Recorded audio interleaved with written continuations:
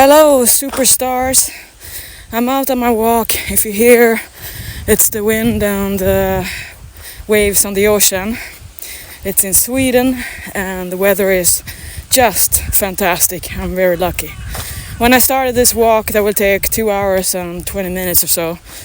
It's part of my meditation practice.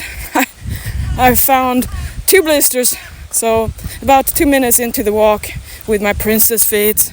Now I'm gonna have that tolerance training of forget the pain, the blisters on the heel, the blisters on the toes, they're just there. So what is that pain gonna do, right? When I discovered that I had gout, inflammatory arthritis, which is one of the so-called most severe cases of when your body cannot handle uric acid, and that builds up in your joints and it crystallizes and becomes dumps of these crystals that provide or expose you to excruciating pains.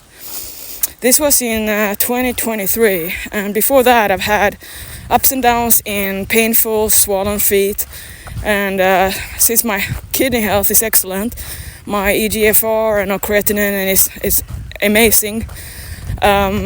It wasn't something that I was concerned about back then. So periodically my feet just kind of swelled up and looked puffy. Didn't think about that because it was not in my realm of awareness that you can have gout.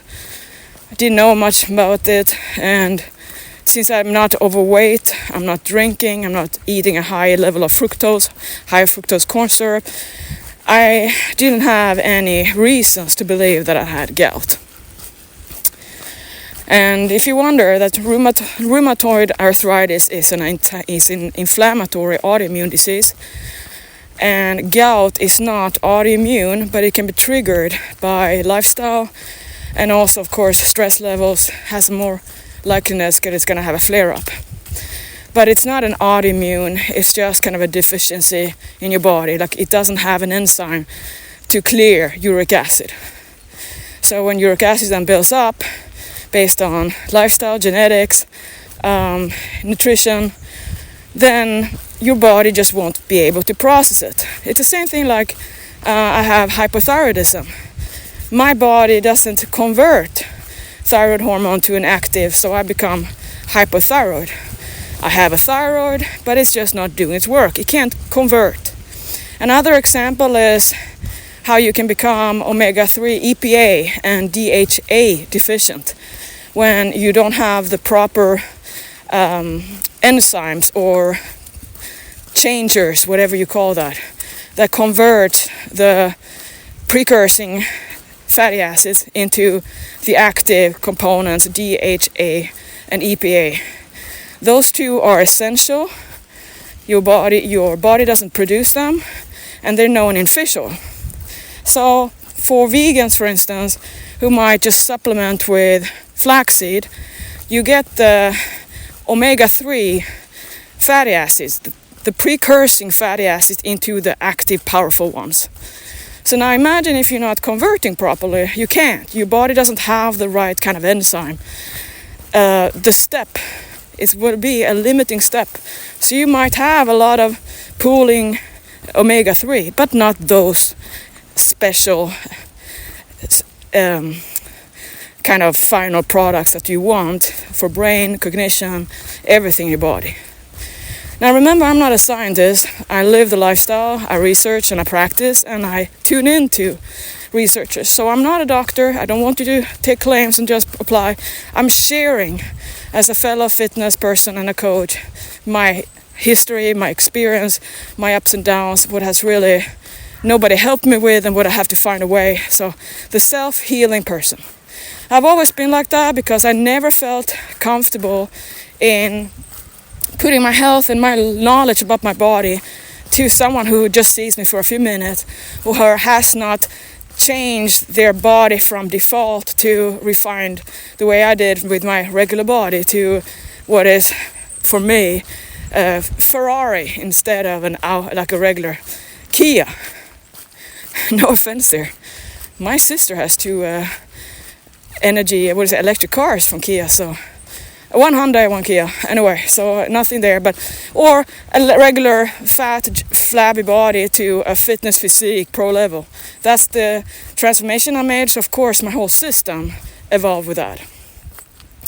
So back now to gout. So then in 2022 or 2023, 2023, I got my first real dump, as in the uric acid now became excruciating pain in my my foot thumb. I also had horrible hand arthritis. I couldn't hold anything with my hands. I couldn't type, couldn't text, couldn't hold anything. I remember one time when I was out on my walk and I had to go pee. And I couldn't get my pants off because they were so tight, and I had no power in my shoulders because they were too torn, and no power in my hands. Couldn't get them off, so it was just to accept fate and piss my pants. And then I learned not to have tight pants when I'm on my walk to solve that. And then I actually invested in one of those like a long thing you can pee into in case you don't have a way to take off your pants. I was using that so I could have laser all over my body. So it was more about my bladder is gonna want to empty, and I'm not done with the treatment yet, so I'm just gonna find a way. That was hilarious. It was so convenient. It was like this urine noir for myself. So good and bad, right? So what happened then is I had to find a way. I saw the symptoms of the pains, the acidic feeling from top to toe. I couldn't let a blanket fall on my feet or my body because it was just like someone was putting like cigarettes at the same time dropping or pouring acid on my body. If that was what I was doing or was experiencing, that's how it felt. So this extreme pain, I cannot explain it in any other way. And that's when I realized I have to check this up. So I Googled and found gout, and I invested in self-help tools. So I had a kit that measures the uric acid in the bloodstream. On mine was of course skyrocketing, and first I thought it might be a training marker, just like after training then uric acid might be high, just like creatinine, or that you can get a marker for your heart health, that it shows muscle a breakdown, which is not your heart, it's your muscles. So you can get a false positive and get scared. A lot of those biomarkers on the blood will have a difference for athletes, especially elite athletes who train hard. You are not going to have the same blood chemistry as someone who is sedentary or just normal. Typically, liver enzymes will be a little elevated. But if they're really highly elevated, like in their hundreds, like they were for me in 2010 and in 2008 and 2009, before someone could tell me or help me with my thyroid disease, I thought I had liver disease. And then it was looked for me that I had taken steroids, because then you know that your liver is going to fail you. All that was, of course, myth. It was just my thyroid wasn't converting, and that showed up in the liver struggling, and that's why my liver enzymes, the AST, ALT, the basic ones, were extremely elevated. There was no doctor who could guide me. I, again, somehow found a way and decided to test myself, and I was terrified. I was scared, because I think I just knew intuitively that I had hypothyroidism. I didn't want to know it because I felt ashamed. I felt that I should have a good metabolism being a fitness model. I felt like an imposter. But I ordered self-test via Life Extension, an amazing company in Florida, Fort Lauderdale, and tested my TSH, thyroid stimulating hormone from the pituitary, and T4, T3. And of course it was sky high, and the thyroid was struggling. And the thing is, when you have a very high TSH, it indicates that your thyroid isn't keeping up. So the thyroid, the T3, the active hormone, was still in the low end. It was like struggling, because it was bombarded with these signals from the pituitary, and that would then end when medication was provided, which is then a whole other story, not today, about how you can take medication and the doctor will screen and monitor your TSH, your pituitary response, which means you're going to be under-medicated because it's clinically you're not provided enough of replacement. But the test from your pituitary says that you have too much. Then a lot of doctors are so lost and back in time that they have no idea. So they're like, well, you have too much. So many, if not millions, are under-medicated, who feel like crap, are still not having any symptoms resolved their whole life because of that the slowness in looking at patients and not treating labs, but actually tuning into clinical evaluation. So just know that. So then that took a few years to get that in order to get a doctor who understood that. So I've already talked about this, so let's go back to gout. So typically connected are different kind of pains and aches, or thyroid, eczema, acne, and arthritis go hand in hand. Here I am, hello, right? So I tested and then it was sky high. So now I was thinking, what am I gonna do? I didn't do the drinking, I didn't have the bad diet, I wasn't overweight, so I felt I became an expert on all these reasons that uric acid can be high, and I tried all my way to kind of find the positive, find the way that I could kind of have a reason to have a high level with no cause. The thing is, you can have hyperuricemia without gout. You don't have to have the actually triggers. So, but I had the symptoms and it was linked. So then of course I double checked with blood work with my doctors to confirm in a real data like lab, Quest lab, to see what is there and would it be the same. So then the lab test again confirmed that I had high uric acid, hyperuricemia. Did I have the symptoms? Yes, everything overt. So now I came to that decision making. Should I medicate it away? So pretty much providing my body with the enzyme that breaks down uric acid.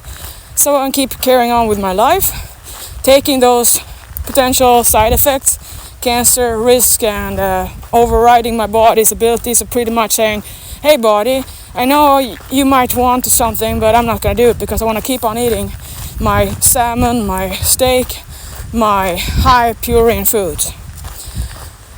And this is when I pretty much became vegetarian with fish oil supplementation. Not because I had an ethical or reason to be. I love animals. I want cruelty-free handling. I don't want the mass producing or mass industry of cattle. It has to change. I don't like to be aware of the way that most, if not a lot of animals are kind of just like they don't even have feelings.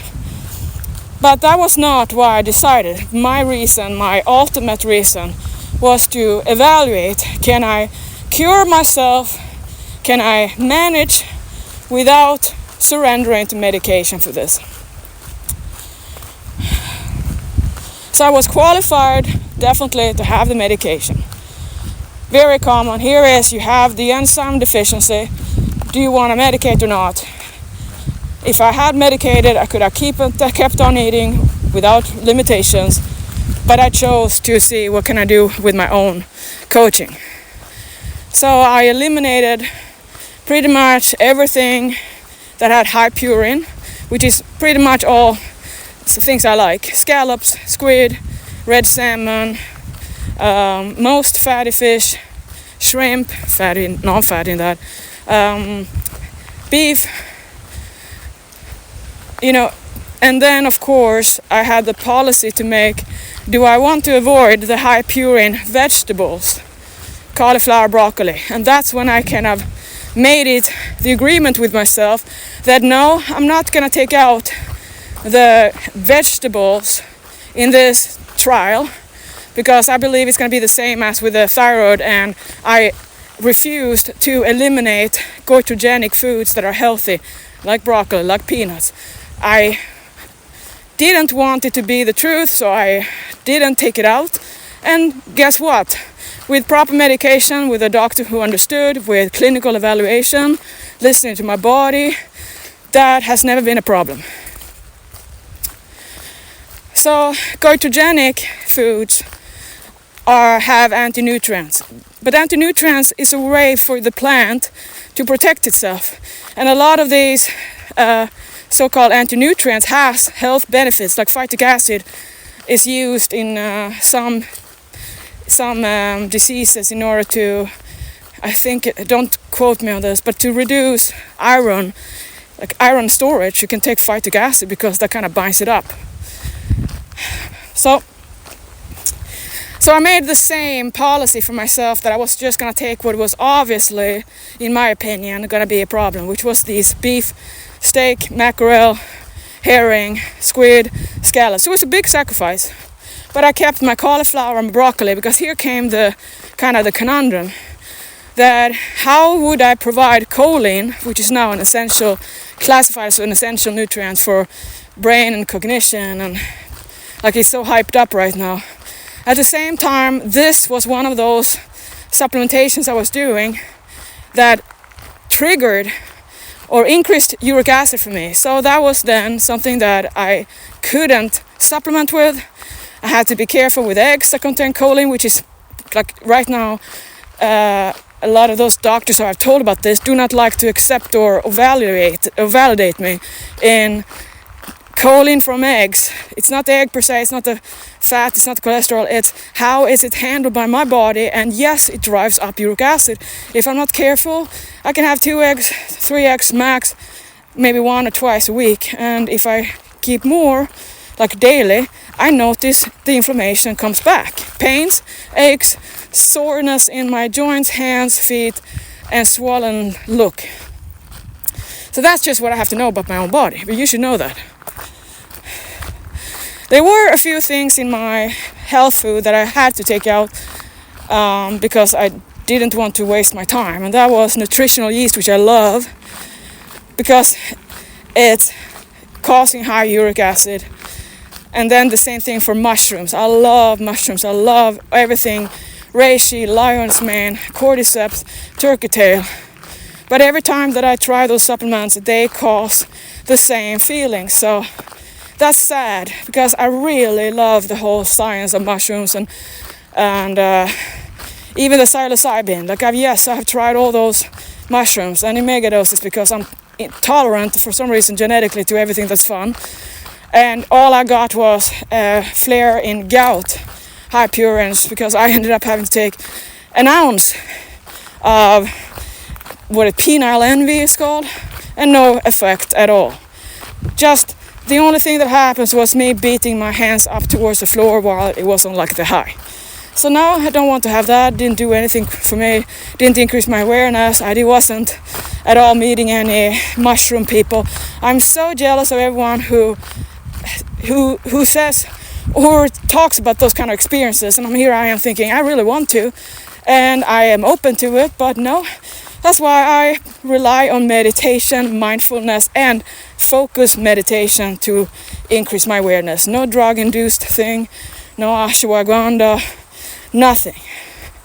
And I think that is the highest level of mastery anyway. If it's drug-induced, how do I know it's not just in my mind, right? So, man, can I talk about many things. So then I became a vegetarian and I monitored everything. So my diet then became protein-wise. I'm not counting the okra, not counting the vegetables. I'm not eating legumes because of the calorie versus the volume, but I love them. It became a convenience, and part of my joy is to rely on my protein, my quality protein coming from Parmesan cheese and protein powder. So pretty much casein and whey protein combination. So I was and am having about 80 plus 60, 140 grams of protein powder to provide me with 120 grams of protein grams plus my Parmesan 50 grams of 20. So around 150 grams of protein that is quality. Really good quality. And here's the great thing. Remember how you're always supposed to eat everything non-processed or minimally processed, not ultra-processed, of course. But supplementation can definitely be a lifesaver, and simplicity made it happen. Because I have been living off this protein way ever since. So in my day, I consume protein powder and Parmesan cheese as my go-to proteins. Very seldom is it eggs instead, very seldom is it cottage cheese, very seldom is it Greek yogurt, just because I love my food the way it is. And I love protein powders. The flavors I get, it's like eating chocolate. So I made my life dream, my life reality. So how do I know that I'm healthy then on this? Yeah, I'm gambling with the sweeteners and the artificials and all that because I have something to weigh against that. Do I want gout? Hell no. Can I risk or gamble with the way I'm eating 5-7 pounds of vegetables a day because I'm a big eater? And can I take that and believe that the majority, the abundance of healthy food and the way I eat will cancel out the little artificial crap, and that I'm not a rat, I'm a big person, and there's other things I might die from or have a disease from anyway? Can I live with that? And I say, yes. Not all the time is it easy. Sometimes I freak out and think about how much artificial, but then I kind of observe that and ask myself, how do I want to live? In fear of something that is just a theory? What do I want to trust, right? And I trust my heart in this. So then on labs, guess what? Low. I keep my uric acid on the low side. No problem, nothing. When I do this, when I have this regimen, when I'm eating my protein powders and Parmesan, I'm vegetarian, I have no pains, no aches, no of these excruciating dumps of uric acid stones in my joints. So, success. Now, why do I tell you all this except for, sharing to one to another so you have more kind of help that I would love to have had if I had no idea and I need guidance? Is that I succeeded with my accountability. I showed up. I didn't come on and off. I didn't have salmon here and there. I didn't sneak in things. I was meticulous. There is not one meal that has gone off my radar throughout all these years, because it's important to me to heal and to cure myself, to not have to surrender to medication. And if I had medication, I would introduce those foods again and override my body's natural system, apparently. Not that my body knows everything all the time. It will have conditions and disease, I know. But at least I can do the best of it. Just like if you have celiac disease, even though they had an enzyme for tolerating gluten, then it might have another effect because you're overriding your body, including for myself. Some bodies might be less perfect, like mine, and that is what I'm so grateful for, that I have these experiences. It would have been easy, and imagine then if I have nothing, I can tell you that I've had these health problems. I got acne when I was 24. It was the worst breakout. I had to manage that. It became how I took care of my skin and didn't sunbathe, which is great now. All these things are gifts to you who follow me, that you get more of my sharing, because my passion is not to kind of have a secret and pretend that I'm gonna cure you. It's about self-awareness and self-knowledge, and be open to share. So this comes down to my coaching then, that if I hadn't done this for myself, if I kept on failing, kept on delaying, kept on coming back, and Pauline, I just had the salmon this week and I had another thing and I gained weight and I'm fat, I'm gonna start over. I would never come to be self-healed. I would not have been able to cure myself. I wouldn't have made myself actualize my goal. And that's what I want you to know, that in coaching and having clients, the most important thing is to kind of have a little bit of deadline and focus on getting things work. It's not only an intention, it's to achieve your goals. How long are you gonna keep on reverting? How much time of your life are you gonna kind of take for granted? And then you're gonna be stressed out. What? One day you wake up and you're 75, didn't do anything with your body, didn't solve your issues. Now you might have 2 bad bones, 2 bad knees, which is part of life. So now what are you gonna do? You think you're gonna be motivated then? When? And that is how I make sure I keep myself on check. That I'm not gonna allow myself to kind of stray off or be defeated by myself. If I can't solve it myself, I would have to have professional help. If I didn't do this, I would have to seek medical care, take the medication, deal with it. But I didn't want to. I knew I could do this. And I also wanted to solve it as fast as possible. The pains were the best motivators. And for you who have the pains of feeling defeated, feeling discouraged, that you still have the same flabby pounds, you keep on committing to yourself to lose, it never happens, they come back. That how long do you want to be in this yo-yo? And that is the big thing I want you to know, to kind of wake up to that you are not paying for me or anyone, the coach, to have a ticking minute on how long does a session take, how long are the calls, how many nutrition plans are you going to have.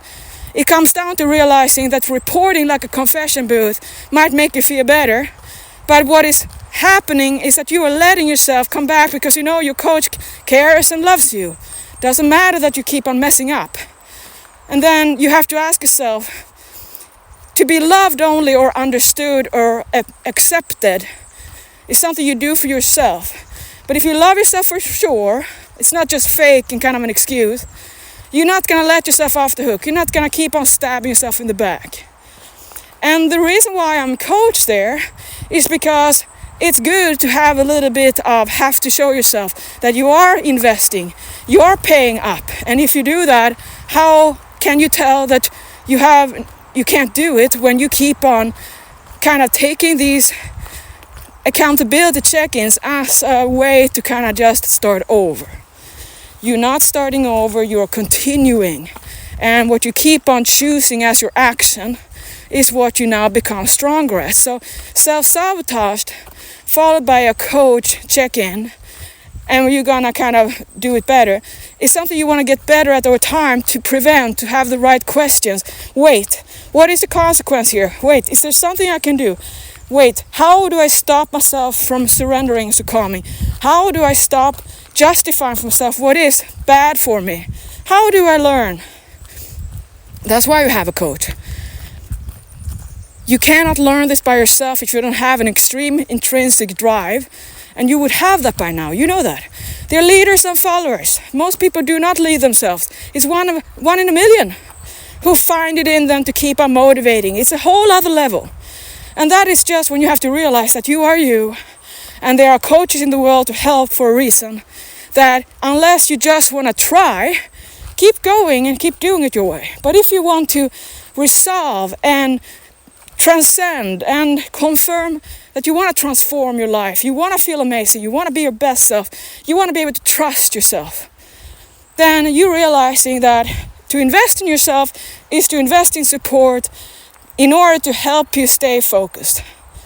So I hope that helps. You're paying for your own self-work to actually come and provide fruit of your labor and to be there and build you up. And if you then have the kind of the mentality of, well, I'm not doing any better anyway, I keep on messing up, so it's not a point, it's pointless. You forgot the whole point. It's a lot harder than you think. You have to be willing to keep on showing up. Don't let your ego and your feeling disappointed that you are not always your own best friend stop you from keeping on showing up with your coach. Because then what? You have given up, you quit. That's what you do. And the quitting will always end to more fat gain, more lack of muscle, more hiding, pretending that you don't know anyone, depression. And I know that deep inside you want to go out and strut your goals that are manifesting your body. You want to feel liberated. You want to be able to wear a bikini in whatever body you have and feel awesome. You don't want to feel embarrassed. You have nothing to be embarrassed for anyway. And if you take care of your body and you follow a healthy lifestyle, naturally you're gonna feel what you are. So if you want to live the fit feeling, you have to realize you gotta provide the environment that provides the kind of mental state. And if you are only having company or surrounding yourself with people who don't care, who are negative or don't care about their own health, or kind of try to condescend you, you are in the wrong crowd. You become a mix of the 5 sources you tune into regularly. So if I'm one of those and you feel that you're getting motivated by me, that's a sign. If you feel chills when you talk to me, you know what I mean. Trust your intuition in that. Don't trust your intuition on having another cookie. That is not intuition. That's your human nature want to override you and be rebellious against your drive. If you follow your heart, you know you wouldn't do it because it leaves you feeling sad, depressed, defeated, self-sabotaged.